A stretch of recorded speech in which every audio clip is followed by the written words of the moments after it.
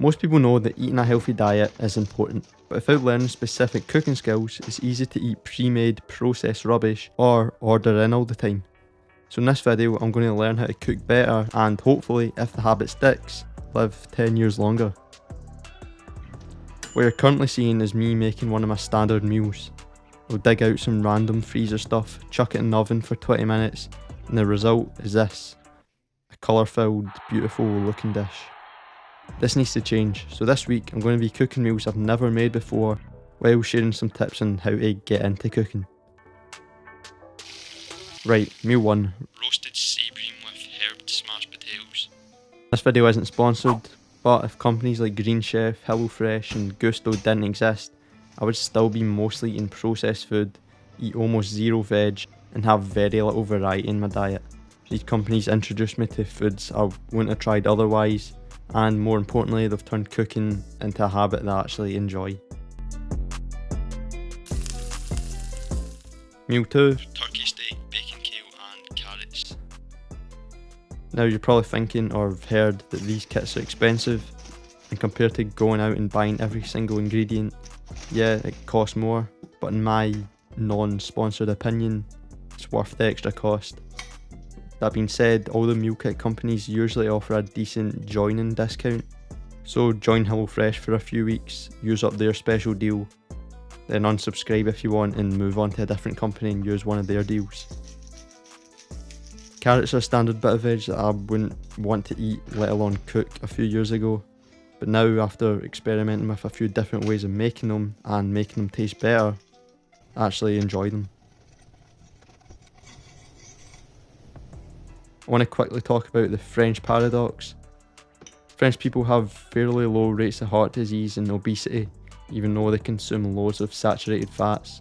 Why? Well, it's all because of their habits from cooking meals from scratch, consuming low amounts of processed food, and having a low snacking culture.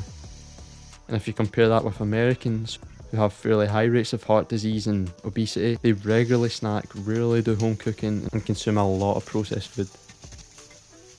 Basically, what I'm trying to say is you can still eat a good amount of fatty foods and stay healthy, as long as you mostly eat whole foods, cook meals from scratch sometimes, and avoid constant snacking.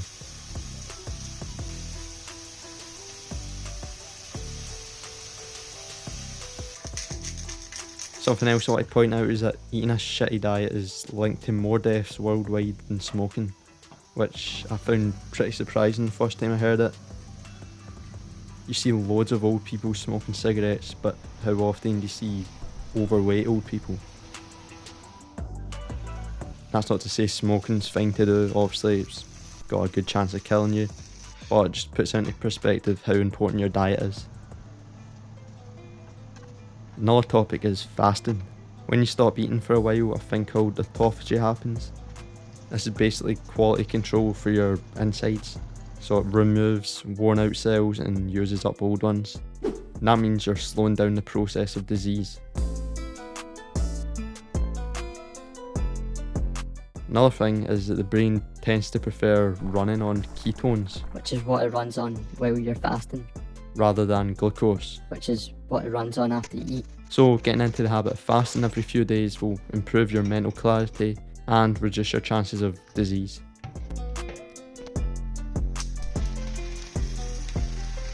I would say start implementing healthier foods into your diet as soon as possible and try the occasional fast. The best way, in my opinion, to start eating better is these meal kits. So get a HelloFresh sign up deal, play about with those meals for a few weeks and get into the habit of cooking meals from scratch.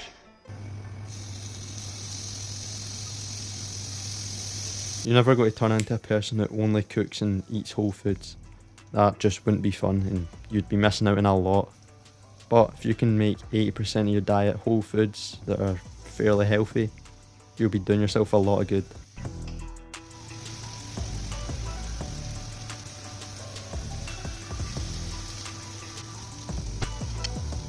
It's easy to overcomplicate everything when it comes to cooking, but if you can find a way to dedicate a solid week or month to learning a few basic things, it can go a long way.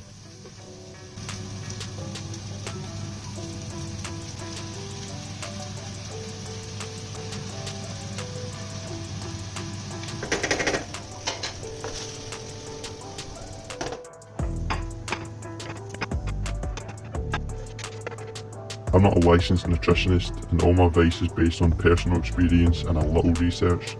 So consult with a qualified expert if you're planning on making any major changes to your diet.